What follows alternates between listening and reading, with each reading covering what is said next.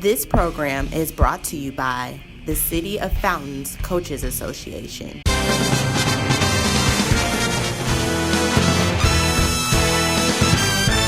Carlos Nelson with Cascade Sports, and tonight we have UMKC Athletic Director, Dr. Brandon Martin, and Dr. Brandon Martin is bringing good news to you African-American Black coaches and AD. As I said to him, it's like a word out of the wilderness. He's bringing good news to athletics. Hey, Dr. Martin, welcome to Cascade Sports. How about spreading the good news to our audience?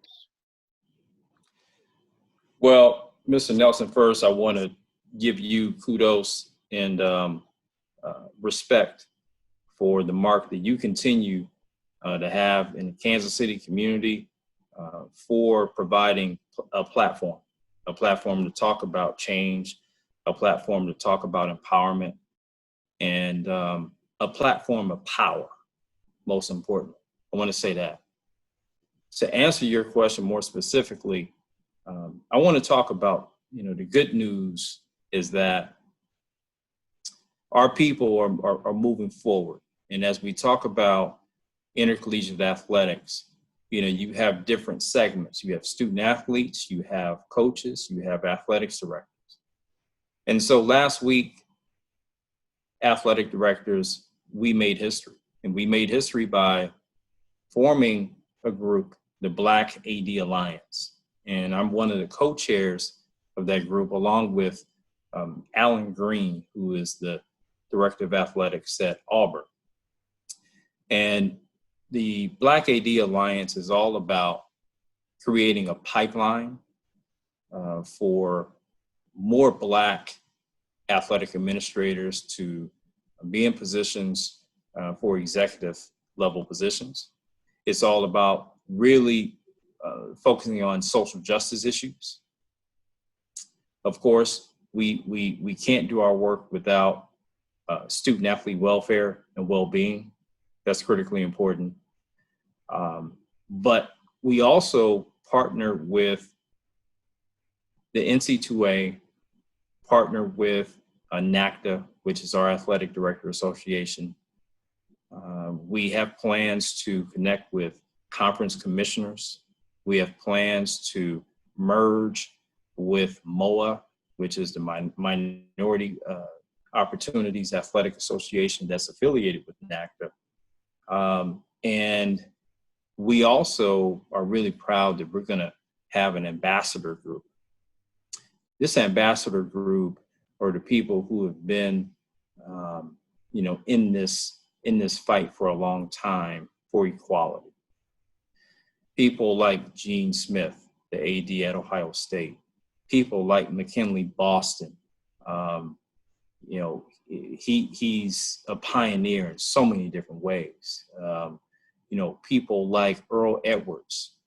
He's currently the director of athletics at University of California, San Diego.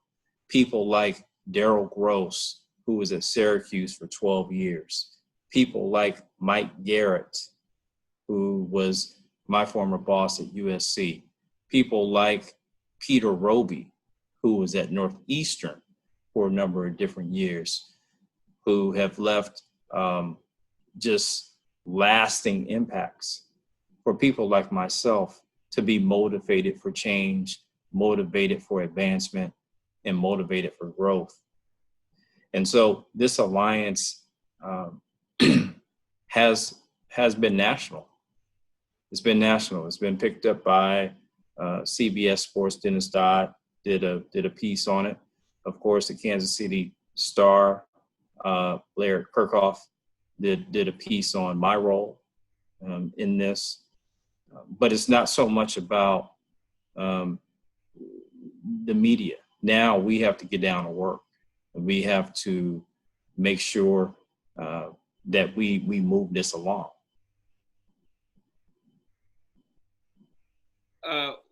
What I wanted to ask you, as you did the roll call of previous ADs and some still active, how do you feel, and have you talked to any of them in light that this was able to be put together?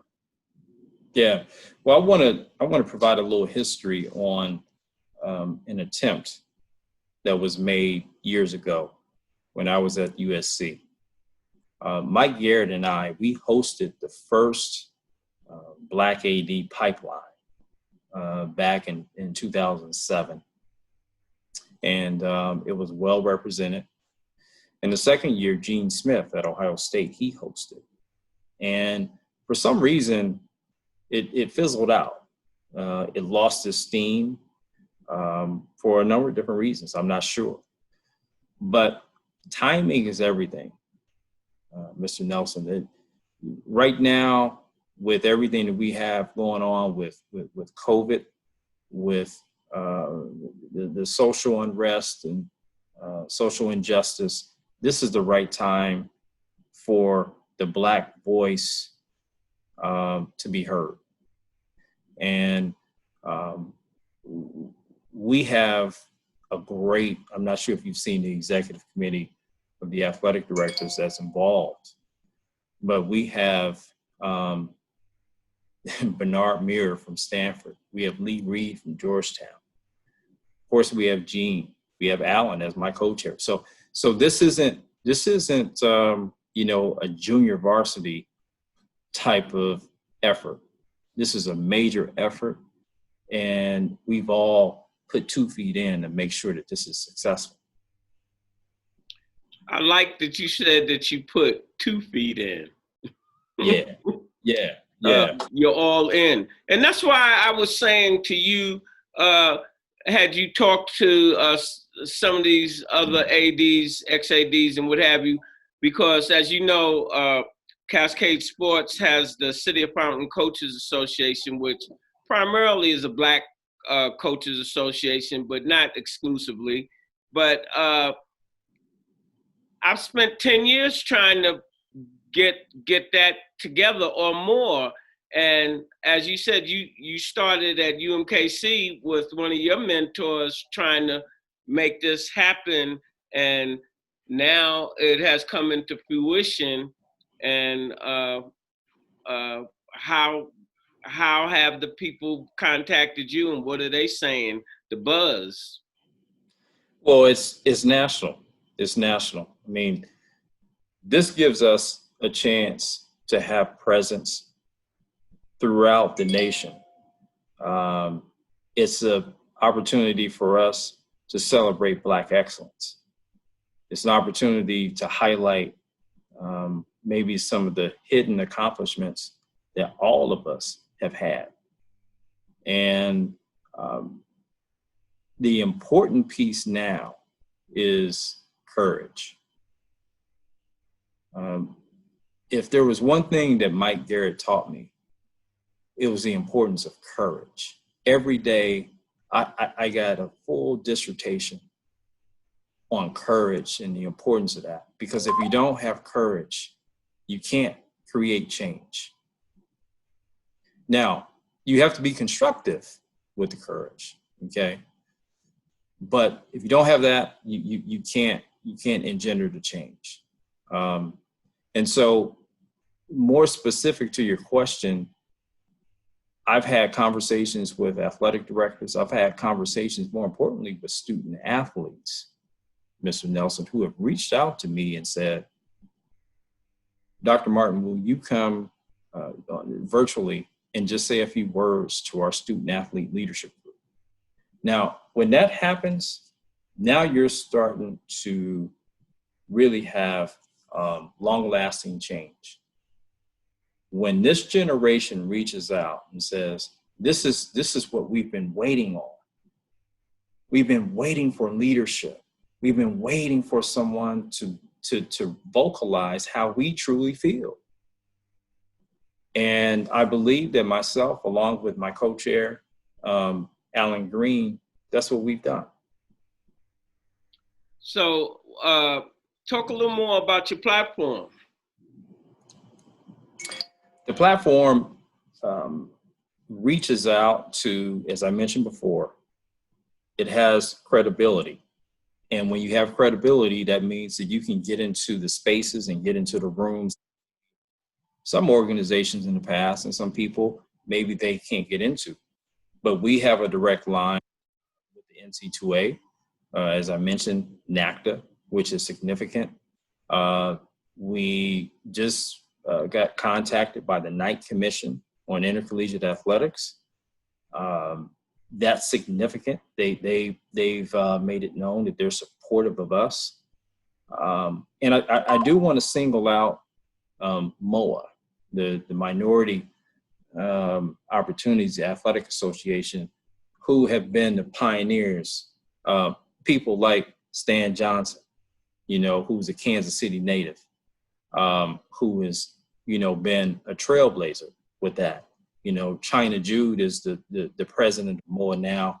And I think it's incumbent and imperative for us to build some type of merger and partnership, because we're trying to get to the same place. One of the issues that we've had, and Mr. Nelson, you can speak to this probably more than I can, because you've been in this fight. One of the things that we can't do is we can't be factioned off, right? Because if we're factioned off, that means that we can't work collectively. And there's forces designed for us not to work collectively. And so one of the things that myself and both Alan, we need to stay linear focused on making sure that we're all working towards that same finish line, that same place. Hey, Doc, this is what, all while you were talking, I wanted to ask you, and I don't know how this works. What are your financial, who's going to fund this organization? Because I know that to really get a lot of things done, you got to have a little bit of staff, you got to have funding and what have you. Have you looked into that? Yeah. Well, here's what I know. That they had the Black Coaches Association, and then they merged with the Black Coaches and Athletic Administrator Association, and then that fizzled out. And kudos to Floyd Keith and all those trailblazers. Why did it fizzle out? And excuse me for interrupting. In your estimation, I don't know specifics, Mr. Nelson, on that. But one of the things that we have to do to make this work is that we all have to put our egos to the side. Okay. And you mentioned the economic piece of this. That's important. But right now, it's important that we get organized and that our purpose statement is rock solid and that our strategic priorities is one that people can rally around. If we wait and say, well, we need funding. Well, what do we need funding for? Okay. The invisible capital is us working collectively right now. And if we can solve that, then the money will come. The money will come. It'll come. It'll come. So I would rather us solidify the foundation for us on how we're going to operate as a unit. And then we go and we start talking about trying to get sponsors and trying to do all these things, because we still have to prove ourselves. That's the bottom line. As much national exposure as this gotten, we still have to prove ourselves. We still have to prove that we're worthy. We still have to prove that the Black Alliance is going to be successful, and it's not going to be, one of these organizations that's, okay, it was relevant for a year, but now it's dead. That's unacceptable.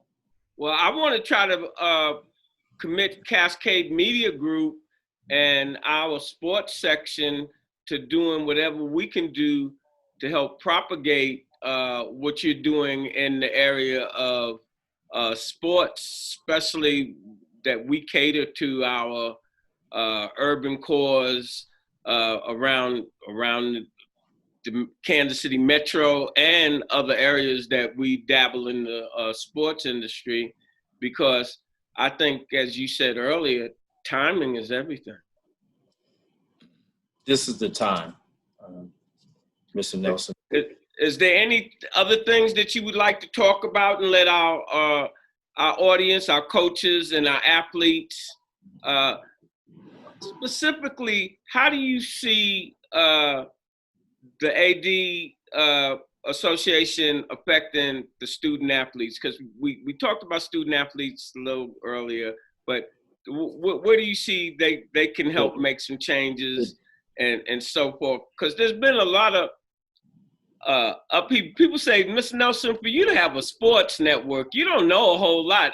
I know what I see and what I hear of these athletes not feeling they're being respected and heard by the coaches and by the schools or what have you. There's some type of gap there with Black athletes, I would say. And, I don't know whether there are problems that your association plans to tackle as it regards to that, or am I making sense? No, you're making sense. I think I understand the point that you're making or the question that you're asking. We do plan to make student athlete welfare a priority. Now, to say that it's just going to be for Black student athletes, that's not Right. That's not our goal. Do we understand that there's going to be times where we need to lean into Black student athlete issues? Absolutely. All right, that's what I'm talking about. Okay. Now, I just wrote a critical piece on the 3 dimensions of a complete life, and it was a page out of Martin Luther King's sermon back in 1967, where he talked about the length, the breadth, and the height, and I felt that was pertinent for the times, as we talk about trying to educate the Black student athlete and empower the Black student athlete in this period on how they need to move forward and what they need to be thinking about.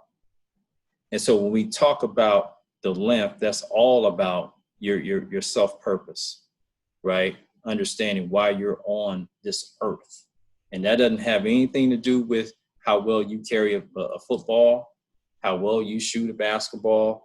That's all about your purpose, understanding that, and doing that introspection within yourself to be able to understand it. And then the breadth is all about helping your fellow man. And that's all about service. And then the height is about the ascension toward the higher calling, the ascension towards God. Because in this challenge that we have, we would be foolish to think that we could do it by ourselves. Okay, man has tried to solve a lot of problems on his own, but it's going to take God. It's going to take a higher calling for us to get to that point. I underscored the young man in Mississippi State, Kylan Hill, who just got a key to the city of, I believe it's Columbus, Mississippi, for his courageous efforts in making the changes to the Mississippi state flag. And so he's a model of what the Black athlete, how they need to follow him. That took courage to be able to do that.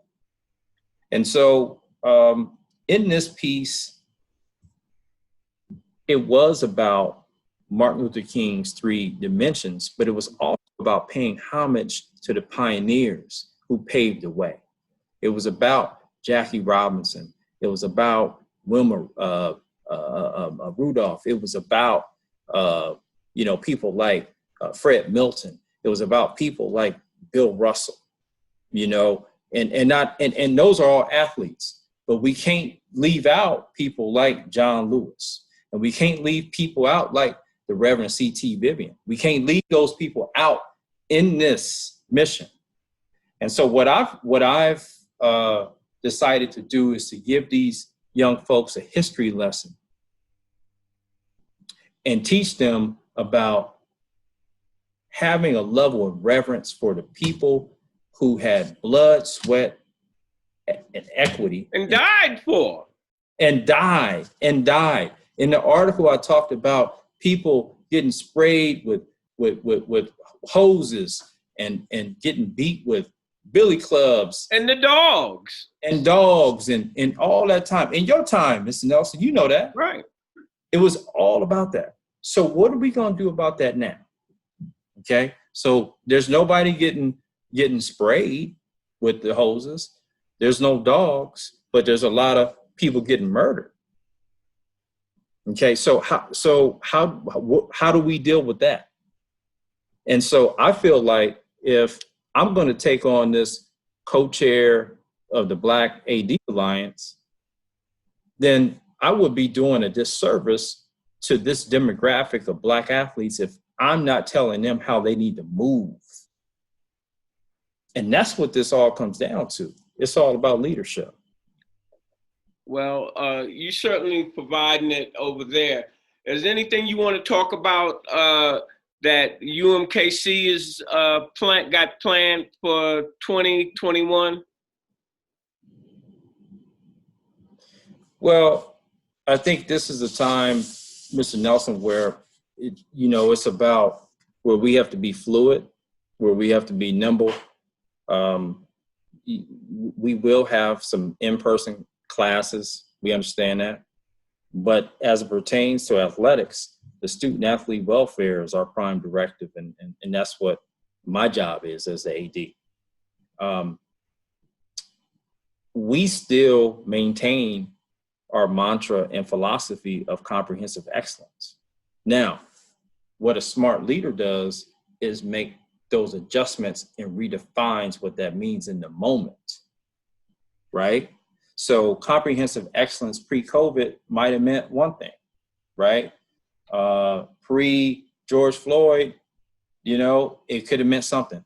But right now, to crystallize that, define it, and be able to communicate it in a timely basis to my student athletes, to my coaches, and executive team is critically important. And so one of the things we want to do is we want to control the controllables, right? Let's control what we can.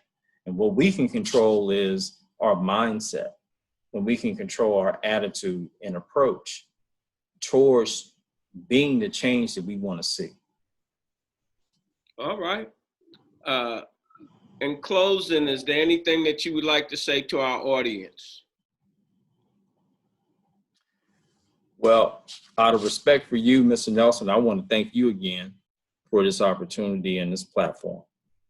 That's number one.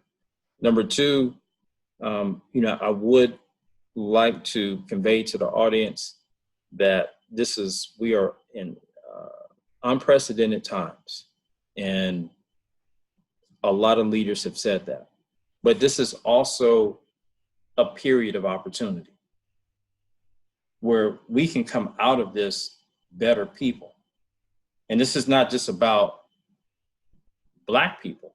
This is about all of us. We can come out of this with a better understanding of each other. And we can move towards progress. And as we move towards progress, we're going to make this a better place for all of us.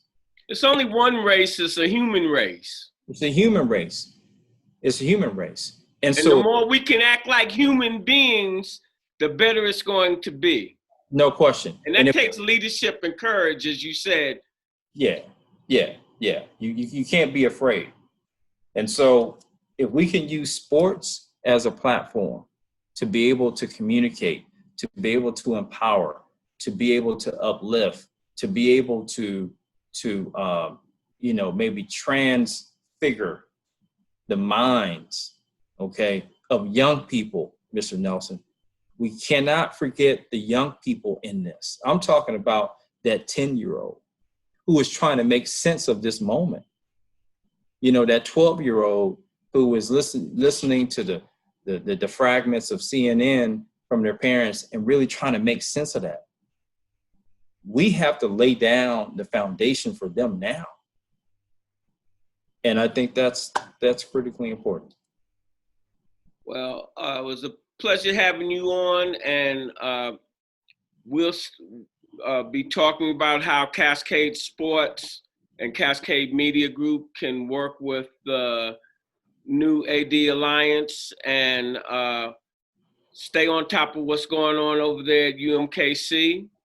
And as we always say in closing, when you invest in your community, you're really just investing in yourself. Good night.